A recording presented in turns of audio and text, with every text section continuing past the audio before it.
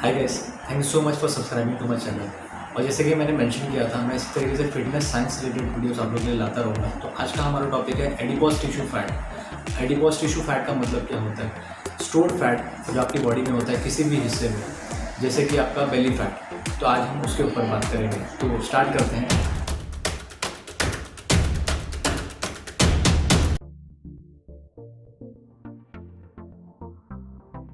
अब ये सब सेटअप देख के आपको ऐसा लग रहा होगा कि मैं आपको कोई मैजिक ट्रिक बताने वाला हूँ। तो मैं आपको बता दूँ, ऐसा कुछ नहीं है।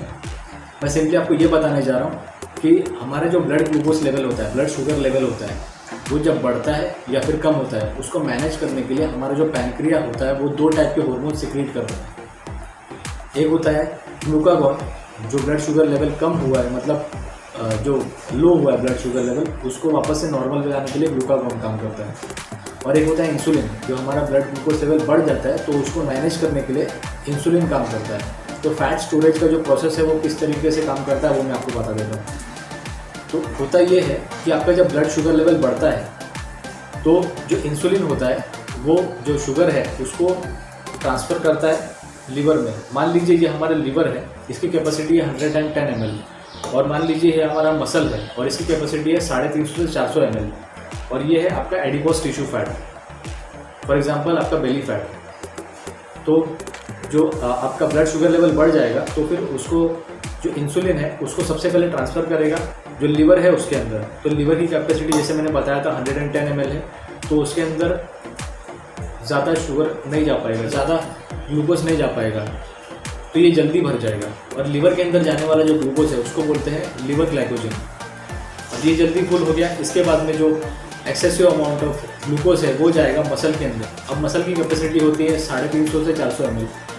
तो मसल के अंदर जो ग्लूकोज जाएगा वो मसल अपने अंदर लॉक कर लेगा और वो उसको सिर्फ एज एनर्जी यूटिलाइज करेगा मसल कॉन्ट्रैक्शन के लिए। फॉर एग्जांपल आप एक्सरसाइज कर रहे हो या फिर आप कोई भी चीज़ लिफ्ट कर रहे हो, तो कोई भी सामान लिफ्ट करने के लिए आपका मसल जो है वो कॉन्ट्रैक्ट होता है, मसल कॉन्ट्रैक्शन होता है। तो वो कॉन्ट्रैक्शन के लिए जो मसल है वो उस ग्लूकोज को यूटिलाइज करेगा और किसी भी चीज़ में वो ग्लूकोज यूटिलाइज नहीं होगा। तो ठीक है, अब ये मसल का जो कैपेसिटी है वो फुल हो गया। अब इसके बाद में जो एक्सेसिव अमाउंट ऑफ ग्लूकोज है या फिर शुगर है वो कन्वर्ट होगा। तो उस समय हमारी बॉडी जो है वो एक एंजाइम बनाएगी जिसका नाम है एटीपी सिट्रेट लाइसेस। ये क्या करेगा, जो एक्सेसिव अमाउंट ऑफ ग्लूकोज है या फिर शुगर है उसको कन्वर्ट करेगा फैट सेल के अंदर, और वो फैट सेल जाके मिल जाएगा आपके एडिपोज टिश्यू फैट के अंदर। तो ये इस तरीके से काम करता है।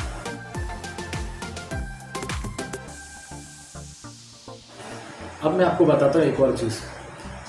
जब आप कोई सिंपल कार्बोहाइड्रेट कंज्यूम करते हो, जैसे कि वाइट राइस आपने पेट भर के अच्छे से खा लिया, तो वो जो वाइट राइस है आपकी बॉडी में जाता है, उसके बाद में आपका जो ब्लड शुगर लेवल या फिर ग्लूकोज लेवल इतना ज़्यादा बढ़ जाता है और आपका इंसुलिन स्पाइक इतना ज़्यादा हो जाता है कि ये जो प्रोसेस मैंने आपको बताया फैट स्टोरेज का, ये प्रोसेस नहीं फॉलो हो पाता।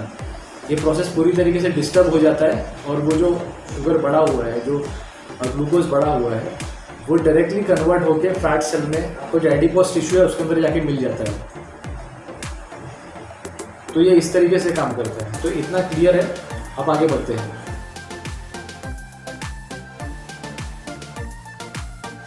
आपने जनरली नोटिस किया होगा कि फैट जो होता है वो हमारे बॉडी में हर जगह होता है, मतलब ओवरऑल बॉडी में फैट होता है, लेकिन फिर भी जो हमारा एडिपोज टिश्यू है जैसे कि बेली फैट, वहाँ से फैट जल्दी रिड्यूस नहीं हो पाता है as compared to other body parts.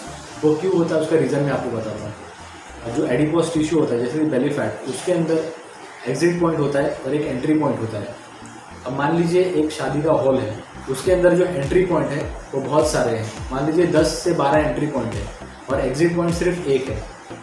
तो उसके अंदर जो लोग जितने लोग एक बार में एंटर कर पाएंगे उतने ही अमाउंट में एक बार में लोग बाहर नहीं निकल पाएंगे, क्योंकि उसमें एंट्री पॉइंट बहुत है लेकिन एग्जिट पॉइंट कम है। तो इसी तरीके से हमारा जो एडिपोज टिश्यू है जैसे कि बेली फैट, उसमें भी यही प्रॉब्लम होता है कि जो उसका एग्जिट पॉइंट है उसका नाम है हार्मोन सेंसिटिव लाइपेज, वो कम है, लेकिन एंट्री पॉइंट जिसका नाम है लिपोप्रोटीन लाइपेज वो बहुत ज़्यादा है। इसकी वजह से फैट सेल्स ज़्यादा जाके उसमें जमा हो जाते हैं और उसमें से फैट जो रिड्यूस होने का जो काम है वो बहुत ही स्लो होता है। और कंपैरेटिवली हमारा जो अदर बॉडी पार्ट्स है वहाँ पे जो एंट्री पॉइंट है वो कम होता है। और एग्जिट पॉइंट ज़्यादा होता है, मतलब उसका एकदम अपोजिट होता है, उसका बिल्कुल उल्टा होता है। इस वजह से जो अदर बॉडी पार्ट्स है वहाँ पे फैट स्टोरेज नहीं होता, लेकिन जो बेली फैट है या फिर कोई भी जेनेटिक स्पॉट जहाँ पे एडिपोज टिश्यू है वहाँ पे फैट लॉस जल्दी नहीं हो पाता, तो उसका रीज़न यही है। जो एडिपोज टिश्यू है उसके अंदर से जब फैट रिलीज होता है तो फिर वो सिर्फ एनर्जी के फॉर्म में रिलीज होता है।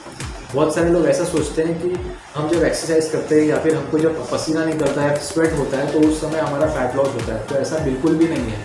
फैट लॉस जो होता है आपकी बॉडी में जो स्टोर्ड फैट है उसके अंदर से ही बॉडी एनर्जी यूटिलाइज करती है। आप जब कोई फिजिकल एक्टिविटी करते हो या फिर हाई इंटेंसिटी वर्कआउट करते हो तो आपका जो बॉडी में स्टोर्ड फैट होता है तो बॉडी उसको यूटिलाइज करती है एज एनर्जी में कन्वर्ट करके। और वो एनर्जी में कैसे कन्वर्ट होता है उसका प्रोसेस भी आपको बता देता हूँ। डायरेक्टली एनर्जी के फॉर्म में नहीं आता, वो उसका भी प्रोसेस है। उसमें क्या होता है, सबसे पहले वो फैटी एसिड में कन्वर्ट होता है, फिर फैटी एसिड जाता है ब्लड वेसल्स में, फिर ब्लड वेसल्स से जाता है ब्लड सेल्स में, फिर सेल्स से वो जाएगा माइटोकॉन्ड्रिया में कन्वर्ट होगा, फिर माइटोकॉन्ड्रिया से वो फिर एनर्जी में कन्वर्ट होगा, और फिर आप कोई भी फिजिकल एक्टिविटी करोगे या फिर हाई इंटेंसिटी वर्कआउट करोगे फिर उसमें वो एनर्जी के फॉर्म में यूटिलाइज होगा। तो इस तरीके से जो आपकी बॉडी का स्टोर्ड फैट है, कहीं का भी कोई भी बॉडी पार्ट पे जो आपका जो फैट स्टोर्ड है, जैसे आप परेशान हो चुके हो, तो वो फैट जो है स्टोर्ड फैट वो एनर्जी के फॉर्म में यूटिलाइज होगा और तब जाके आपका फैट लॉस जो है वो सही तरीके से और जल्दी होने शुरू हो जाएगा। आई होप आज की जो हमारी इन्फॉर्मेशन थी आपके लिए यूजफुल हो आपकी फैट लॉस जर्नी में। Once again thank you so much.